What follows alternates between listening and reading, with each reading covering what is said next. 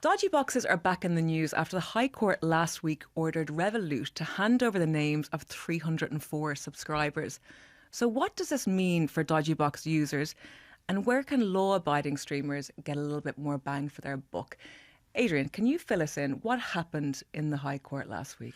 What happened was that Sky essentially had prosecuted the distributor of dodgy boxes. And in doing so, they got the names, addresses and banking details of 304 of the dodgy box customers. And then what Sky said they were going to do in court was they were going to go after those 304 dodgy box users, end users. Now, to do that, they had to get the banking details from Revolut, because when you pay for a dodgy box subscription, typically £10 a month, maybe £100 a year, sometimes you might use Revolut to do that. It's quite difficult to get banking details. When you're taking an action like this was a civil proceeding that Sky took. So Sky got those banking details. The High Court issued an order ordering Revolut to give Sky the banking details of these users. So Sky now has the names, the addresses and the banking details of these 304 dodgy box users. And it says it's going to take legal action against them. That will be, my understanding is, that's a minimum of a legal letter. But it could be a civil proceeding against them as well. In other words, they may go to court and try to sue them for damages. Okay. So 304, where were these names drawn from? I'm thinking, what was it, Aardvark Anderson was the first? Did all their names begin with A? Why? Or was it taken randomly? So let's step back a little bit. So there are around 400,000 dodgy box users in Ireland. Now, that's a figure that we use from a Sunday Independent survey, behaviours and attitude polls that we took about 18 months ago. It's broadly considered to be to be broadly correct. Most of the rights holders think that's about right. About 1 million people, 400,000 homes. Now, when you get a dodgy box service, most people will pay a subscription for that. It's about £10 a month. And for that, you get access to your premium sport, your premium TV, your premium movies. You're paying, say, £10 a month. You're paying that to somebody. It's a commercial service. So how do you pay them? You typically pay them using, a credit card, Revolut, whatever it is. So you're using your real name for that. So it's Katie Byrne, Adrian Weckler, whatever it is. So they're the names that Sky got.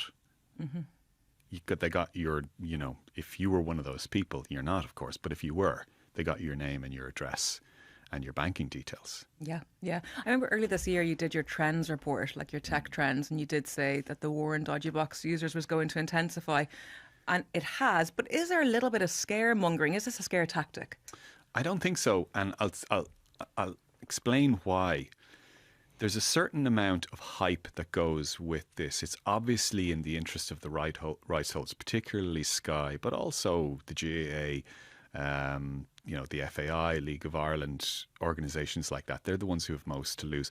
But if you think about the wider picture here, they're being backed into a corner. So the telecoms regulator, Comreg, earlier this year, a piece of research they did showed that the number of people paying for television in our legitimate television, that's Virgin, Sky, Vodafone Television, RTV, that has gone down from 70% to 57% in the last 3 years.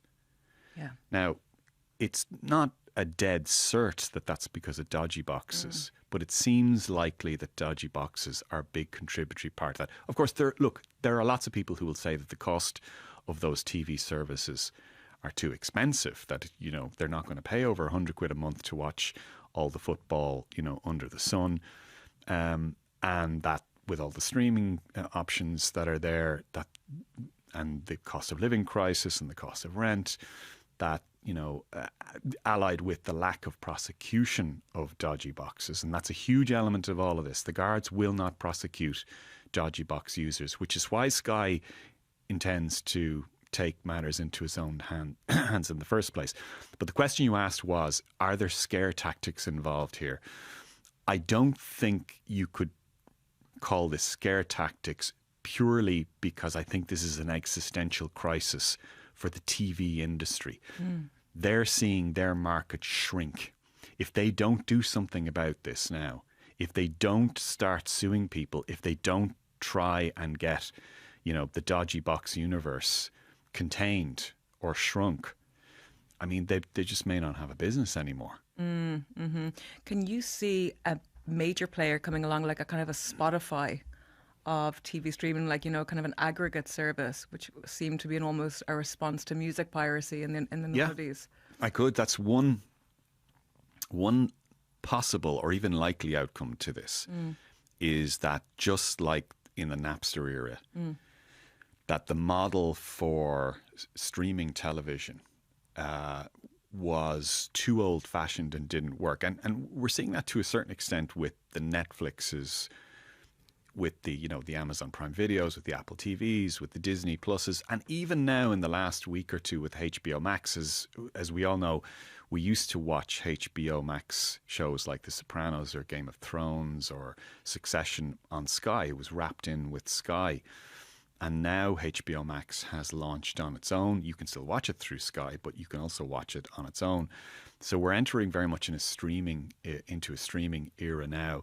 So I've thought for some time that logically in the long term, that sport in particular will be a streaming future. And you can do that a little bit at the moment on Now TV, through Sky, but maybe that still has some way to run. People have a different relationship with TV as opposed to streaming because it's funded by advertising, and they kind of know that that's the transaction they're making. Yes, insofar as we're used to seeing ads on our TV, and therefore there is an assumption that what you see on your screen is kind of free. And maybe you might say that that informs your attitude as to whether or not you should pay for something, and that maybe you feel that you don't have to pay for it. And maybe that is why in this country anyway, there isn't really an attitude to crack down on dodgy box. When I talk to politicians, this is nowhere near their list of top 20, top 30 priorities. The big rights holders want a law change in Ireland. They want it to be like countries like Italy, where it's an administrative fine, where you get penalty point style fines in the post. Instead, in Ireland, it's a criminal process where the guards have to get involved. They have to launch a complicated prosecution. That's the reason why end users are never charged. They're never pursued in Ireland, even though it's against the law, even though it's illegal to use a dodgy box. 100 grand maximum fine, 5 years in jail, maximum prison sentence. Never done because it's too complicated to do. There's no administrative fine. So, but there's no appetite at all to do anything about it because it's not seen as being a big deal. Okay. What about fines? I've heard some figures kind of bandied about the place, but what would you say that likely fine would be if there is a fine? So in Italy, which is a country that a lot of the industry is looking to, it starts at about €150 for a first offence, goes up to a multiple of that. Other countries like Greece and Portugal are looking at fines of €1,000, €1,500 and more for repeat fines. So I don't think €150 is going to be enough to deter somebody from using a dodgy box if they think they're saving €150 a month. So it would probably need to be significantly more than that. If you get a stern enough legal letter in the post, maybe that might put you off. But as it stands at the moment, like what Sky is talking about doing is a civil prosecution of those individual dodgy box users. So they would probably have to threaten hundreds or thousands of euro in penalties. Dave, you've seen everything. You come by my desk. Every time you come by my desk, you've been to the cinema twice in the same day, and you're watching the latest series. So, as somebody who's very, very culturally savvy and on it, what are you streaming? Like, what do you pay for? So I've got my phone open here because not that I'm not engaged in this conversation, but because there's so many numbers to keep track of now. Literally, like at my desk half an hour ago before we came down, I signed up to HBO Max because it's the new game in town and it's a shiny new toy and I want to check it out. So I'm paying now, as of half an hour ago, $10.99 for the middle tier. Okay. Because the thing is now, when Netflix first launched here, many years ago now at this point, you pretty much only had like one thing. It was just you paid this fixed fee, that's it. But now there's tiers, and it's like Adrian says, and like you said earlier on, we're so used to seeing ads on our television, so people are like, oh yeah, let's put ads on the streaming services. People can go for that, and if they don't want the ads, they can pay more. And if they want 4K unbelievable picture and sound quality, allegedly, we can charge even more for that. So I picked the HBO Max mid tier. The second most expensive wine on the wine list. Yeah, exactly. Yeah. That's who I am. So $10.99, and I'm going to get for that. I'm going to get what is it, like 1080p? They're saying that, like good this enough. One being good enough. Just great. It is good enough, but because I don't trust the 4K Ultra HD. Darling, I got you a good enough picture. See, it's good enough. That's what I think you. See, this is, like you try and abide by society's laws over here, and you get the piss taken out of you by your colleagues. And the thing is, right, for 1080p, I'm going to give it a try because the 4K, I don't trust, like, whether it's, no matter who it is, I don't trust because these things are so compressed when they go onto streaming. Like, I don't have a massive collection of physical media, but I almost wish I did, because your 4K Blu-ray is going to look better than whatever Netflix are offering you at the top of their price tier. It just by the definition of what streaming services are versus what has been put onto this disc. But that's a whole other conversation, and that is me getting very pretentious. But I kind of feel like I'll take the mid-range, I'll give it a go, we'll see how that goes. And no ads. So I'm getting no ads on that, which I don't want. I don't want that at all. So that's me adding another streaming service. I'm now going to have to drop one. Okay. So what else have I got? I've got Apple. That's a tenner a month. I think that's pretty good value. You get a lot of good stuff on there. I've Paramount Plus through Apple. That's $8.99. I'm probably going to drop that because I almost never log into it. But we're creatures of habit, I think, really. You're like, oh, I have that there, I'll just throw it on. Netflix has gone through so many kind of different, like I say, tier pricing now. So the way Netflix is right now, if you want to sign up, if you don't have Netflix, and you're like, I want to join it right now, $10.99, that's basic. So that's Netflix with ads, I believe. And it's, I don't know if it's 720p, but it's not the top of the line precision that you want to get. I pay $15.99 for Netflix because I care about my family. Yeah, well, that's the mid tier. So you're just as bad as me. You're getting the second best wine on the menu as well. That's $16.99 standard, $23.99 premium. You look at when Netflix launched in the US in particular, and when it arrived, there's been a 150% price increase in the last, I think, 15 years over that. Some people might say that's justified. Some people might say it is not justified. And again, you can get into the whole moral argument about people who go, well, I've got a dodgy box because screw the entertainment industry, they're gouging me as it is. I understand why somebody might want to rebel in that way, but I'm over here like a chump paying for my mid-tier for the rest of them. This is the thing. And like, even like, what else you got? Like, you got now, obviously you mentioned the sports extra, that's about €28 a month, I think. And like, look, there's always going to be introductory offers, and there's always going to be a 6-month discount, and there's always going to be new customers and so on and so forth. If you want to go really pretentious, Mubi, which only shows art house films, both our hands are up here, that's $13.99 a month. And you get pretty much exclusively just art house pictures. You can pay $18.99 for Mubi Go, which means that you can go to the cinema on a film that is on the Mubi roster. I watch one Mubi film every 3 or 4 months. So that's, I never is that value for money? Cancel it because I keep telling myself that I am the kind of person yes, who would watch Mubi. Well, that's it. Like, how do you know if someone's a Mubi? It's like keeping up a New Yorker subscription. They'll tell you. Yeah. Unopened, which we've just done. Unopened copies of the New Yorker around the house. Yeah. Disney Plus, which is one of the bigger games in town as well, along with Netflix, that's $15.99 since the end of November 2025. I'm pretty sure when I first signed up for that a few years ago, it was about €8. So that's had a massive increase in price as well. Again, you can get standard with ads for $8.99 or $11.99 for standard without ads. Amazon appears to be a pretty good deal. I think $6.99 a month. Yeah. It's nothing. Absolutely nothing. And they keep threatening to bring in ads, but it hasn't happened for me yet. Hopefully nobody from Amazon is paying attention right now and they won't dial into my service. So there's lots of different options available. And I think the Netflix thing is really interesting in particular because obviously Netflix has become a verb. Everyone knows what it is. It's great to stick on for the kids, whatever. But you look around and they're so bullish about what they're offering, and when you get these press releases from either Netflix or Disney being like, we're raising your account, they'll always throw in the same kind of nomenclature, which is, we want to give you the best and keep bringing you the best. And in order to do that, we need more money from you. Netflix, of course, are in this unique position now where they were supposed to buy Warner Brothers. It didn't happen. And they now have 2.8 billion lying around. And they themselves have commented on this. They're like, well, we'll find something else to do with that money. Meanwhile, yes, we are in fact raising your subscription again.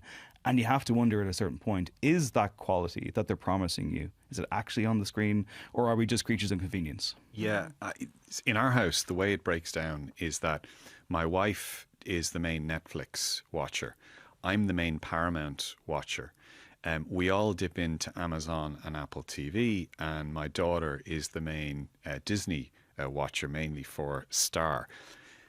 The net result of that is that my wife has no idea about anything in the Yellowstone universe, and I have no idea about anything to do with American cult weirdos, about whom there are dozens of documentaries on Netflix, right? Yes. But one other, so we subscribe to a lot. I mean, I pay €100-ish for streaming platforms. But the other takeaway for me from all of this is that I have no idea what's on, and I've no idea what other people are watching. Like, we got HBO Max the other day, and as soon as it came in, the other parts of the household, they just lock themselves in the sitting room for hours to watch a series called The Pit. Yeah. Okay. Now, The Pit is a little bit like an 18s sort of mashup between Eeyore and 24, the Kiefer Sutherland like thriller. It's gritty. It's like, someone. It's a very gritty but very well done medical drama. I had never heard of The Pit really before, but other elements of our household were all over. The buzz show of the moment. So it's a great launch title for the HBO Max thing coming in. People like, I want to see that show. Okay, it's there. I'll grab it. Yeah, but it was the buzz in, like, I'm in about 15 online universes. It wasn't a buzz in any of my online universes. It obviously wasn't some of yours. Mm-hmm. Yeah, big shout. Like, I've seen nothing but constant acclaim for the show. People sharing stories about it. People who live in America who've seen it there, and also people being like, "When are we going to get the chance in Ireland to finally see this?" Yeah, legally, of course. And yeah, I figured with that recent launch for them, it was actually like a really good kind of jewel in their crown. Along with, obviously, it's HBO. You associate that name with quality. There's a lot of good stuff on there. Even, like, I guess if you want to call it the thrill of signing up to a new service with yet another not great interface, I find.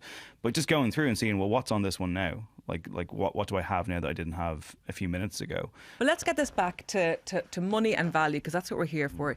Dave, how you're gonna cut one back, because you're definitely playing well over 100 quid a month, right? Easily, yeah. I'm bleeding money at this stage. Okay, so where are you going to get value from? Which one's going to go, first of all? I think Paramount Plus, which isn't to say that it doesn't have good things on it, but I just find that I never really go into it. Mm-hmm. I just never, I'm like, I haven't watched Yellow Jackets yet. I said I would, I haven't. And it's like, okay, I'll finish Twin Peaks. Kind of like what my gut is telling me, but at the same time, something may come along that's exclusive to that in a while, and maybe I'll sign back up. The way I kind of look at the value for money thing, though, really is, and I don't know what this says about me as a person, but I kind of go like the price of a pint rule, because let's say Amazon is €7. That's less than the price of a pint in most Dublin hipster bars that I might frequent. So you're like, okay, that's that out of the way for a month. It's just €7. It's nothing.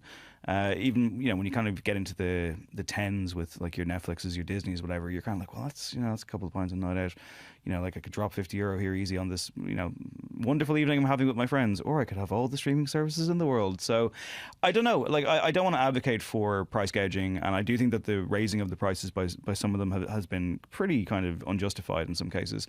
But ultimately, I'm in a position where, well, I can afford to have 4 or 5 streaming services. But again, I think it is also, like I say, I used the phrase kind of creatures of convenience, creatures of habit earlier on. Too often, it just sits there. Even like, if you look at something like, and it's not TV, but The Athletic, which is a really good sports subscription service, how often do I really read it? But I am paying for it. And again, it's that prestige thing of, well, I have that. It's a good option to have. Mm-hmm. But I think if somebody who had more of an audit style brain than I did sat down and went, well, how many hours did you spend on this? How much money are you spending on this? Are you actually getting your value for money? But I'm not that kind of person. Yeah. What kind of a person does that, though? Accountants? Well, the money experts that we deal with, like Michael Houghton, who writes for us, and he's been on the pod before, he is pretty on it with, like, if they're going away on a holiday or they just haven't watched it in a while, it's gone. And then he would kind of avail of the kind of the discounts sometimes when they want to get you back on board. And then who was it again? So we're talking about people who pick the second best wine again. Yeah, but they're very on top of it. And then there's also, I think it was Leah in Castle Capital was saying that if you're funding it for other people, if you're that person who buys all the subs and your family members are using it, that you should really raise it with them and say if everyone takes one on board. But I don't think I'd ever be able to do that. So look, I think we can all empathise with that scenario. So if I see a light left on in a room of the house that I don't typically use, you better believe that someone's going to hear about that. Yeah. You know, the 2026 version of the immersion being left on, Yeah. right? Or an iron being left on or something like. But I mean, you know, if someone, like a subscription, a streaming subscription that's rolled over, I'm not going to ask, you know, have you watched, how many shows did you watch this month to justify my $11.99? I'm not going to ask that. When you do try to cancel, it's very confusing. It's quite cryptic. It's like, are you sure you don't want to cancel your cancelling of this subscription? And you're like, I don't know what any of this means. Am I cancelling? And then you realise you've actually just opted in again. Yeah, and you get good offers. And sometimes you're reminded of the reason that you subscribed in the first place. Like, for example, for about 3 months of the year, I maintain 2 music streaming subscriptions, Spotify and Apple Music. And the reason I do that is because in our house, unnamed people will use our smart speakers to play all sorts of music that pollutes and infects the algorithm, which then comes back into my personal algorithm and monthly 30 songs or weekly 30 songs. So to offset this, I actually pay for a entirely separate music subscription. Yes, okay. because it's worth it to me. Okay, so if people are feeling the pinch, 2 questions. First of all, what one streaming service would you both recommend to them if they had to curtail it to just the one? I'd probably go with Apple. It's a tenner.